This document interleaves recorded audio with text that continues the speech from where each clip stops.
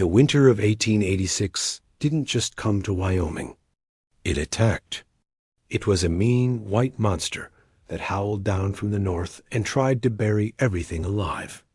The sky stayed a dull gray color for weeks, like an old dirty sheet pulled tight over the world.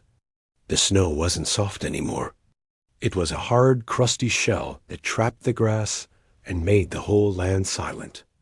A deep kind of quiet that pressed on a man's ears, on a spread of land that felt like the very last place on earth. A rancher named Elias Thorne was losing his fight. His cabin, a small, sturdy thing he built with his own hands years ago, felt like a tiny boat in a frozen ocean. Inside, the fire in the stove fought a constant battle with the cold that seeped through the logs. His breath made little clouds in the air, even right there in his own kitchen. Elias was a man built from hard work and quiet thoughts. His hands were rough and scarred from ropes and tools. His face, under a thick beard now touched with gray, was lined more from squinting at far horizons than from smiling. The silence around him was his oldest companion, and lately it had become a heavy one. It was the silence of empty chairs and memories. His wife, a woman with a laugh that used to warm the whole room, was gone, taken by a fever 2 winters back. The silence she left behind was the loudest thing he knew. His days were all the same. He would bundle up in every piece of clothing he owned, step out into the wind that felt like knives, and break the ice on the water trough for his few remaining cows. Their ribs showed under their hides. He'd pitch hay from a stack that was getting smaller every day, his heart sinking as he watched it disappear. He'd chop wood until his arms burned, knowing it was the only thing standing between him and the freezing dark dot at night. The wind would really get to screaming. It sounded like lost ghosts out there. He'd sit by his stove, a single lantern throwing jumping shadows on the wall, and mend a harness or just stare at the flames. Sometimes he'd talk to himself, just to hear a human voice. He wondered about the cattle he'd already lost, buried somewhere under the snow. He wondered if spring would ever come, or if this was just the way the world ended now. Slowly and quietly, under a blanket of white, the town, a 2-day ride away in good weather, felt like a story from another life. The last time he'd made the trip for supplies, the talk at the general store was full of fear and hard words. Men spoke about Indians getting desperate, about hunting parties stealing food, about trouble brewing. They said it with certainty, their voices low and angry. Elias listened, but didn't join in. His trouble wasn't with people. His trouble was the sky and the snow and the endless, eating cold. People were just stories. The hole in his belly from missing his wife, that was real. The worry for his animals, that was real. One afternoon, the gray light already starting to fade, he pulled on his heavy coat and trudged out to the big barn. It was a dark, cavernous place, smelling of old hay, dust, and the warm breath of the horses. His 2 work horses, sturdy and patient, were his last real comfort. They greeted him with soft nickers. He was checking the boards on the north wall, worried the wind might punch right through when he felt it. That feeling you get when you're not alone. He stopped moving and just listened. It wasn't a sound exactly. It was the absence of a sound. The mice that usually scratched in the hayloft were quiet. The horses had stopped chewing. They were standing still, their ears pricked forward, not at him, but into the deep shadows at the far end of the barn. Elias's heart gave a slow, thick thump in his chest. His hand moved slowly toward the handle of the hammer stuck in his belt. "Who's there?" he said, his voice rough and loud in the quiet dot. No answer came, just the muffled groan of the wind outside. He took a step forward, his boots crunching on the straw. Then he saw it, a shape, darker than the other shadows, hunched in the corner of an empty horse stall. At first, it looked like a pile of old sacks. But then it moved, just a little Elias stepped closer, the hammer now in his hand. The shape resolved into a person. An old man, wrapped in worn-out animal hides that were crusted with snow at the edges. He was sitting with his back against the wood, his knees pulled up. He was so thin his face looked like a skull with skin stretched over it. His hair, long and white as the snow outside, was matted. But his eyes, when they opened and found Elias's in the dim light, were sharp and black and held no fear. They held a tiredness deeper than any sleep could fix, and a quiet pride that even this hunger and cold couldn't break. The old man didn't reach for a weapon. He didn't speak. He just looked. And in that look, Elias saw everything.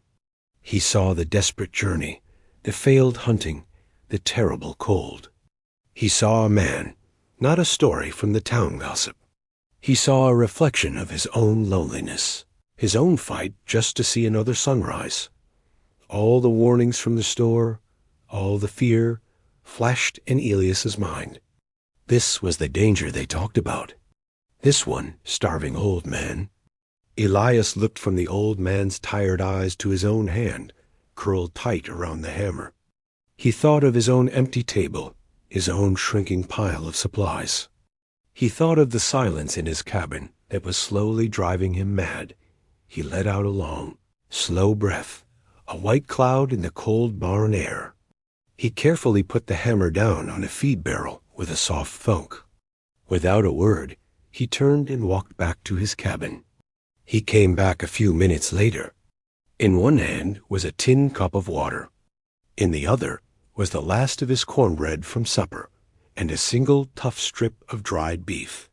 He walked over to the stall, placed the food and water on the ground within the old man's reach, and then took several steps back, giving him space. He stood there, waiting. The old man looked at the offering, then back at Elias. A slow, almost invisible nod passed between them. It wasn't a thank you, not yet. It was an understanding. Two men, one young, one old, in a barn at the edge of the world, recognizing the same simple thing. A person should not have to die alone in the cold. The old man reached a trembling hand for the cornbread. Elias turned and walked back to his cabin, leaving the barn door unlatched behind him. The wind, for a moment, sounded a little less like a ghost and a little more like just the wind. Back inside his cabin, the quiet felt different. It wasn't just his own silence anymore. It was a shared one. He kept seeing those black eyes in the shadows of the barn, the way the old man's bony fingers had reached for the cornbread. Elias stirred the coals in his stove, adding another piece of precious wood. The act felt selfish now. He had warmth. Out there, in his barn, was a man slowly freezing. He paced the small room, the worn floorboards creaking under his boots. His mind was a storm. The town's warnings shouted in one ear. Asterisk, you've let a wolf in with the sheep. He's not alone. They never are. But the sight of that proud, starving face spoke louder in the other. That's no wolf. That's just a man. An old, beaten man. Asterisk, he went to his cupboard, a simple crate nailed to the wall. He counted his supplies, not that he needed to. He knew every bean, every strip of jerky. It was a pitiful stash, barely enough to see him through another month if he stretched it. Taking any more for a stranger was madness. It was stealing from his own future. He picked up a small sack of dried apples, hard and wrinkled. He put it down.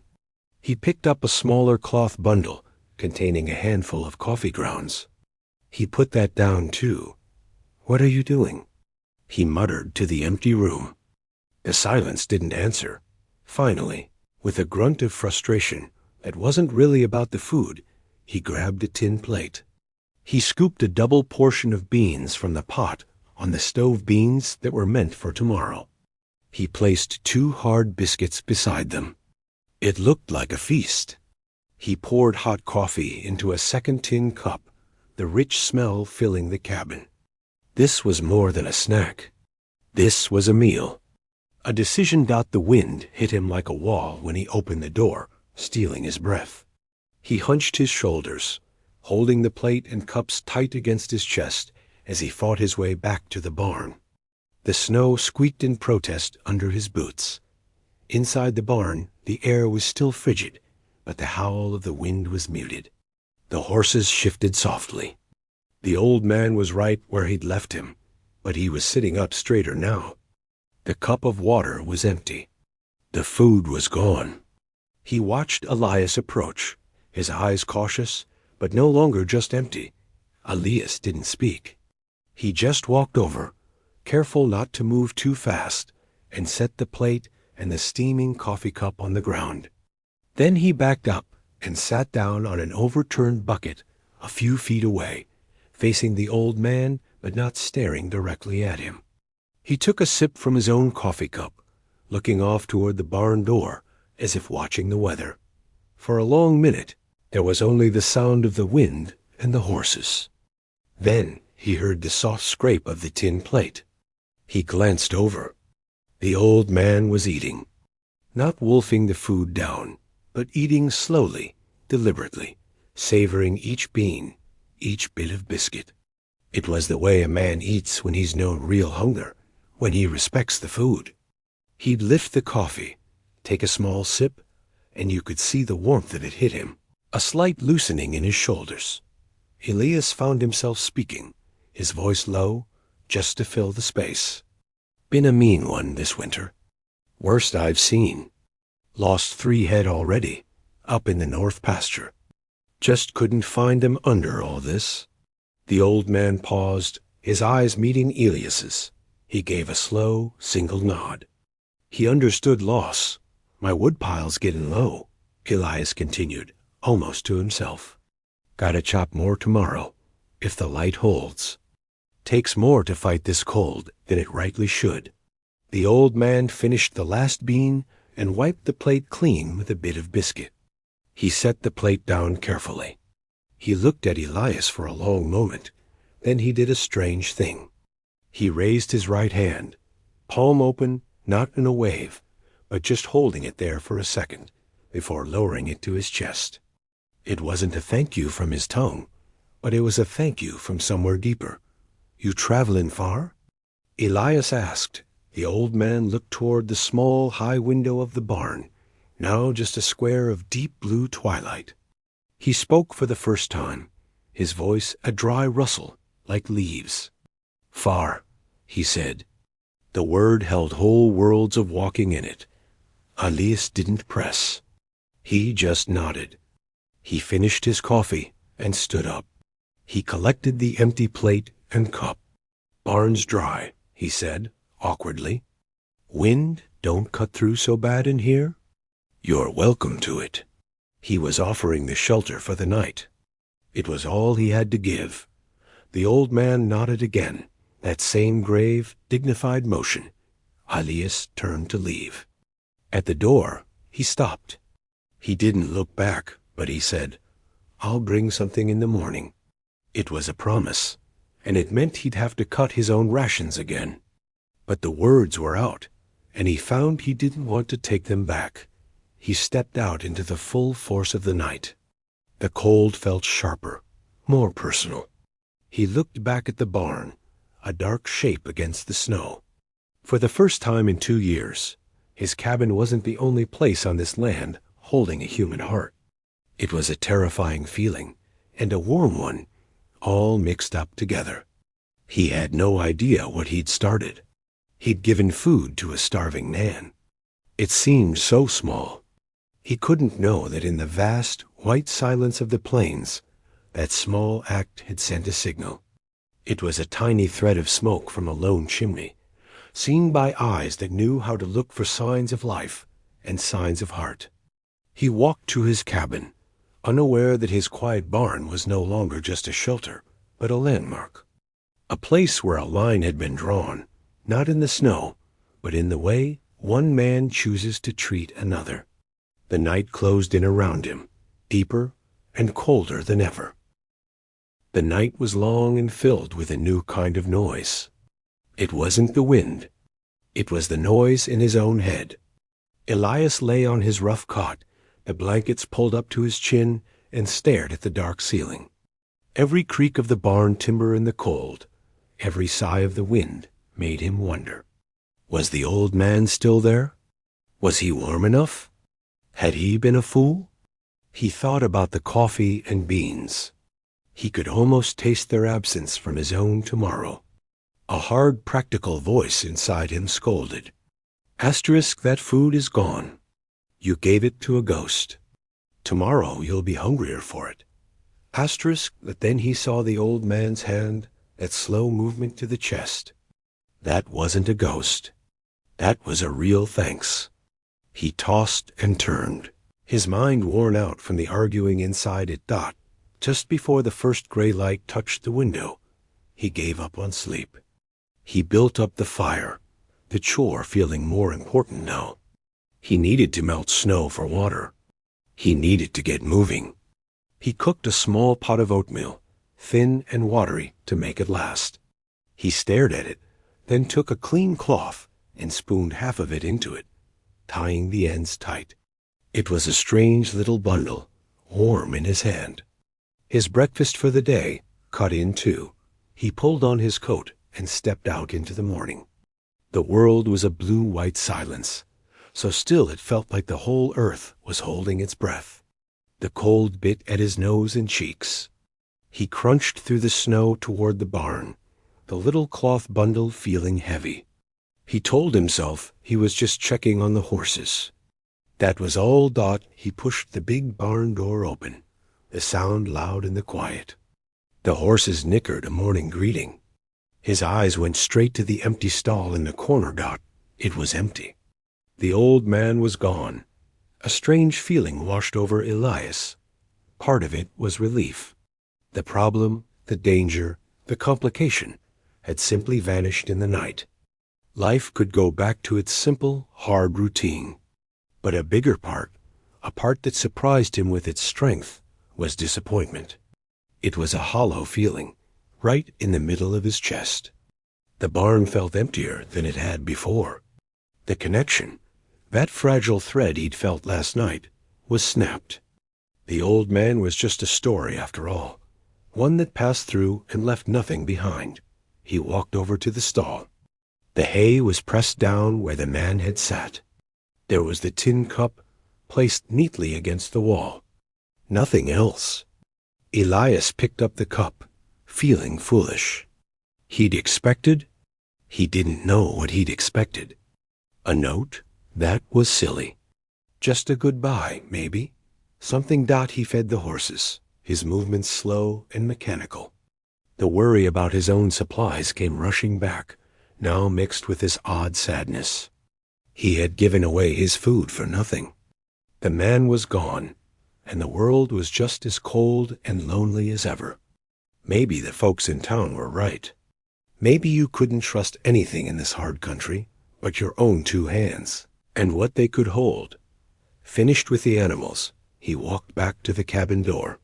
He stood for a moment, looking out at his frozen world.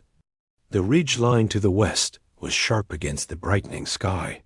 He needed to check the fence line on the south pasture, see if the drift was as bad as he feared. He turned to go inside and get his tools. That's when he saw it. At first, he thought it was a trick of the light, or a shadow from a cloud. He froze, his hand on the door latch. He squinted, his heart giving a single, hard thud. On the ridge, a dark line was forming. It wasn't a cloud. It was solid. And it was moving. One by one, figures on horseback crested the ridge and stopped, silhouetted against the pale morning sky. They kept coming.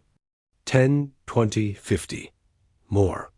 They lined up across the whole length of the ridge, a silent, dark fence against the horizon.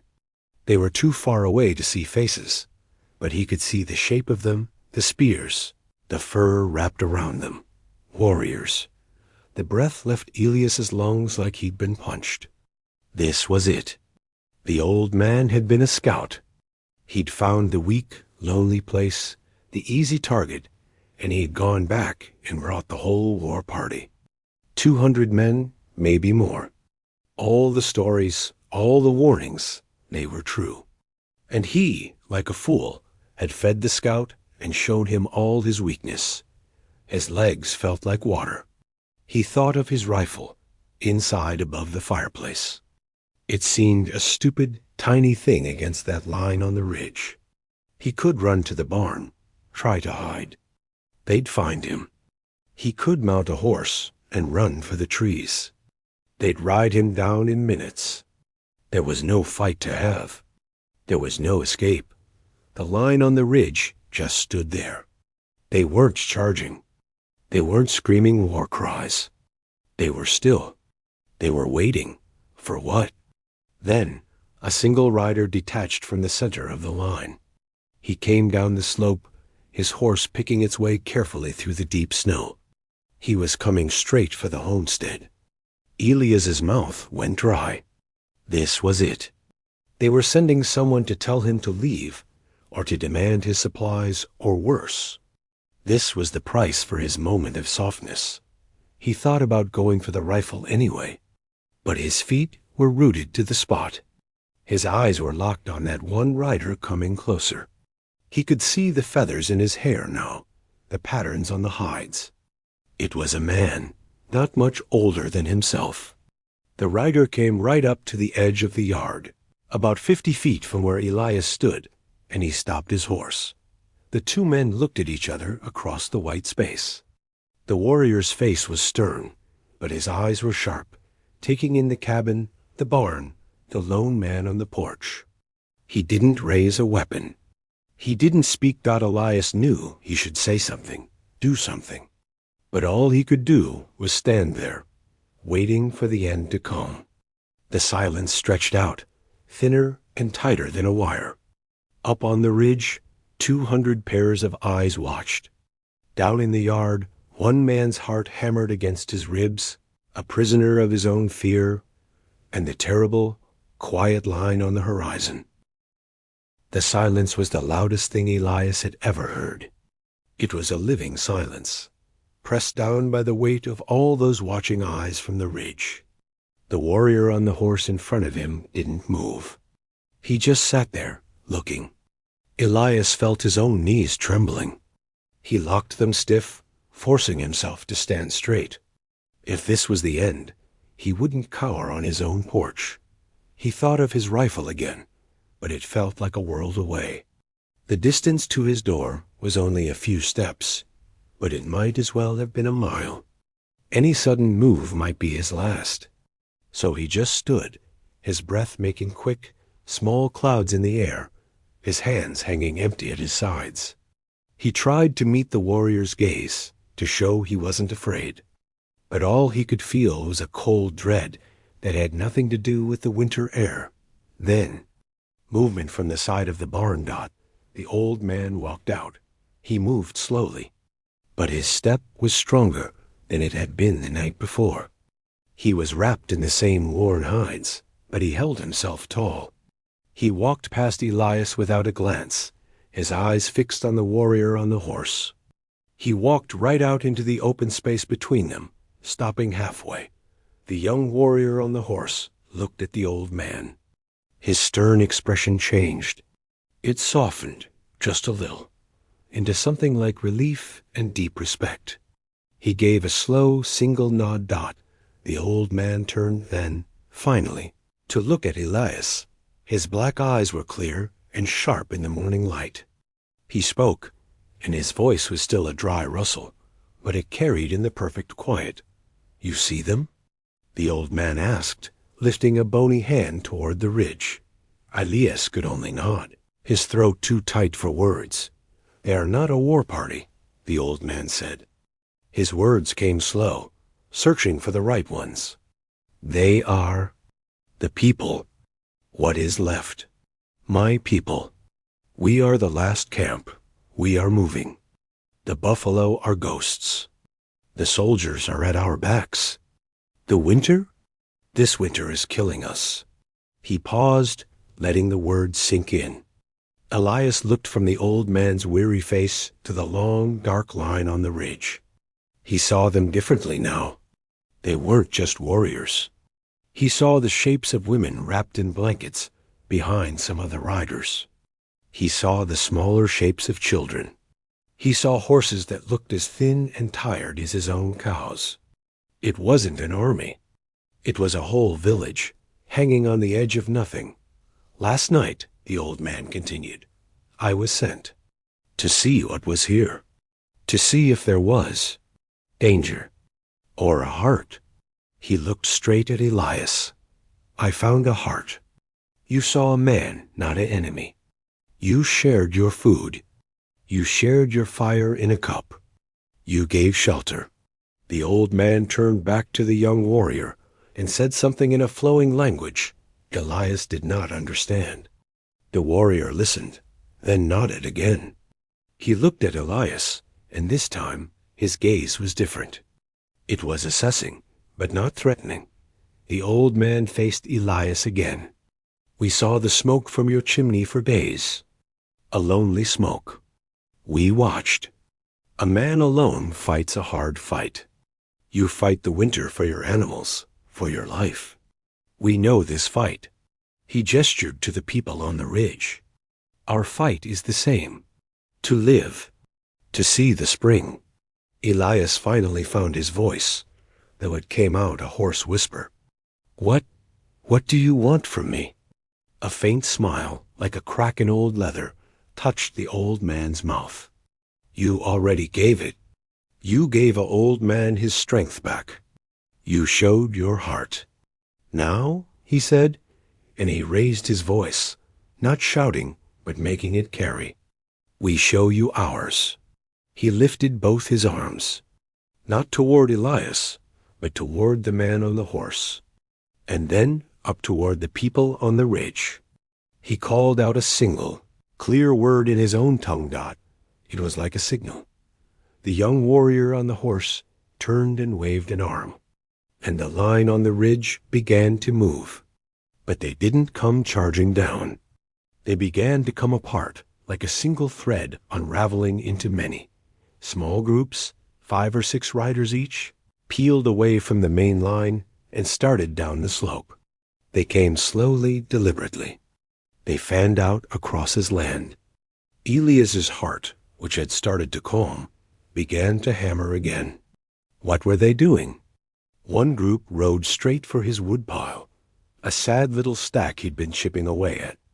2 men jumped from their horses. They pulled axes from their saddles, not weapons, but tools. And without a word, they walked to the edge of the tree line where Elias had been cutting. The sharp, solid thwack of axes biting into frozen wood echoed across the yard. They weren't taking his wood. They were cutting more for him. Another group rode to his barn. One man pointed at the roof, where Elias knew the shingles were loose and leaking. 2 others slid off their horses, pulling hide bundles from their saddles. Within minutes, they were on the roof, their skilled hands weaving and securing new patches of hide and wood over the weak spots, fixing what Elias hadn't had the time or heart to fix. Another pair rode to the frozen creek that ran along the south pasture. They used tools and their own strength to break apart the ice dam that had stopped the flow, opening a channel so the water ran free again for his thirsty animals. Elias stood on his porch, utterly stunned. He watched as his homestead, which had felt like a sinking ship, was suddenly being repaired all around him. They moved with a quiet efficiency, a purpose that had nothing to do with him and everything to do with the act itself. It was a silent thank you, written not in words, but in work. The old man watched him, seeing the understanding dawn on Elias's face. The land is hard, the old man said softly. It does not care if you are white or red. It tries to break you. When a man finds another man fighting the same break, he should help. That is the old way. You remembered it. So we remember it too. Elias looked at the old man, then at the warriors. No, the people mending his fences, cutting his wood, giving water to his land. The cold fear was gone, washed away by a flood of something so big and strange he couldn't name it. shame for his first thought of war, awe for their quiet dignity, and a gratitude so deep it hurt his chest. He wasn't being raided. He was being seen. And for the first time since his wife died, he didn't feel alone on his land. He was part of a moment, a fragile, silent agreement between two worlds, happening right there in the snow. The sounds were not the sounds of his lonely winter. They were the sounds of a community. The steady thwack-thwack of axes. The low murmur of voices, speaking a language that rose and fell like water. The scrape of snow being cleared. It was a kind of music, and Elias stood on his porch, listening to it, feeling like a guest in his own life. He watched, his hands hanging uselessly at his sides. He wanted to help, to do something, but he felt that moving might break the spell. So he just watched. He saw a young man, barely more than a boy, carefully brushing the snow off the backs of his thin cows, his touch gentle. He saw the women who had ridden down, not working on the buildings, but moving to the edge of the trees with baskets. They returned with arms full of dry bark and certain weeds, things Elias had walked past 1,000 times. One of the older women built a small, quick fire and began to boil the bits in a pot. He caught a sharp, clean smell on the wind medicine. They were making medicine for his horses, who had been coughing. It was too much. The kindness was too big, too specific. It wasn't just a payment for some beans and cornbread. It was a conversation. They were saying, "Asterisk, we see you. We see your struggle. We know what it needs." Asterisk. The old man had walked over to stand near the porch, following Elias's gaze. "They are not fixing for you," he said quietly, as if reading his thoughts.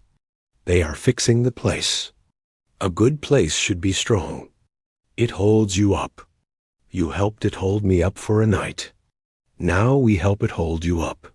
By mid-afternoon, the work was done. Not a job was half finished. The wood pile was a tall, sturdy wall of fresh-cut logs. The barn roof was tight. The creek chattered openly. The broken rail on the corral was replaced with a piece of straight, strong timber. The people began to gather their tools and move back toward their horses. They did not come to him for thanks. They simply finished, and then they stood, waiting. The young warrior who had first ridden down walked over to the old man. They spoke softly. Then the young warrior did something remarkable. He looked at Elias, placed a hand over his own heart, and gave the same slow nod the old man had given the night before. Then he turned and mounted his horse. The old man turned to Elias. "It is time for us to go. The sun walks. We have far to go to find our others." The emptiness Elias had felt that morning came rushing back, but it was different now. It wasn't disappointment. It was the ache of a door closing after seeing a warm light inside. He found his feet finally moving. He stumbled down the porch steps into the yard. "Wait," he said, his voice rough. He looked around, desperate. He had nothing to give them. Nothing but the very things they had just refused to take. His eyes landed on the small shed where he kept his seed for spring. He ran to it, his boots slipping in the snow. Inside, he grabbed 2 burlap sacks, one half full of dried corn, the other with the last of his dried apple slices. It was all he had for the coming planting and his own sweet cravings.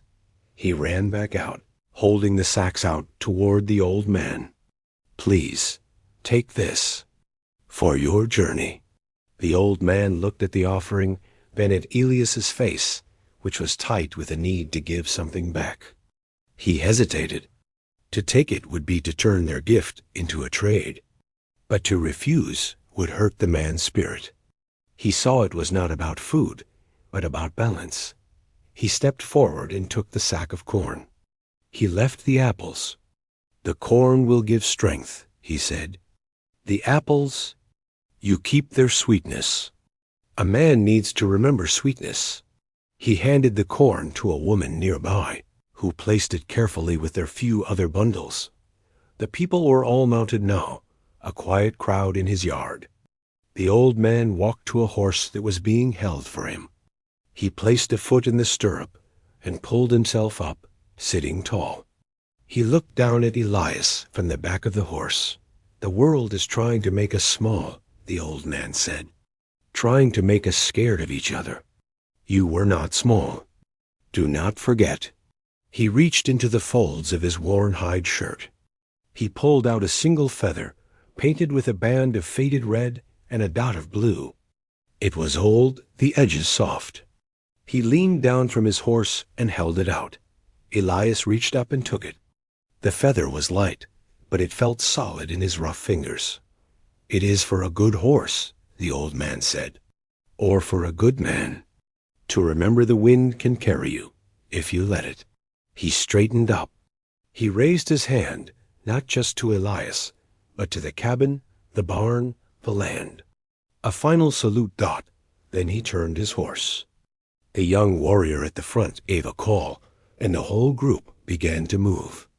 They rode up the slope, not looking back, merging once again into a single dark line against the snow. They paused for a moment at the ridge, the same place they had first appeared. Then, one by one, they dipped over the other side and were gone. The silence rushed back in. But it was a new silence. Elias stood in his yard, the painted feather in his hand. He looked around. The evidence of them was everywhere: the full woodpile, the mended roof, the flowing creek. But it was more than that. The air itself felt different. The loneliness was gone. It had been crowded out by the memory of all those quiet hands working. He walked slowly to the barn. His horses were calm, their coats brushed. The medicine smell lingered. He walked to the woodpile and put a hand on the fresh-cut logs. He finally walked back to his cabin. He didn't go inside. He sat on the porch step, looking out at the ridge, now empty and white. The cold was still there. The winter was still long. But he didn't feel its bite the same way. He felt the ghost of warmth from 100 strangers. He looked at the feather, turning it over in his fingers. The old man was right. He would not forget. He would look at this land and no longer just see his own struggle. He would see the place where the line of warriors appeared. He would see the spot where the old man sat in the barn. He would hear the sound of their axes in his wood. He was not just a man on a piece of land anymore. He was a man in a story about a winter so hard it forced two different worlds to see the same thing in each other. A fellow human, fighting to survive. The sun began to set, painting the snow in shades of orange and pink. It was the most beautiful thing he'd seen all winter. He knew, deep in his bones, that he would get through it. And when spring came, and the grass grew green over the tracks left in the snow, he would remember. He would remember that his greatest winter hadn't been the one that took his cattle, but the one that brought 200 silent helpers to his door, all because he chose to share a little food with a starving old man in the dark.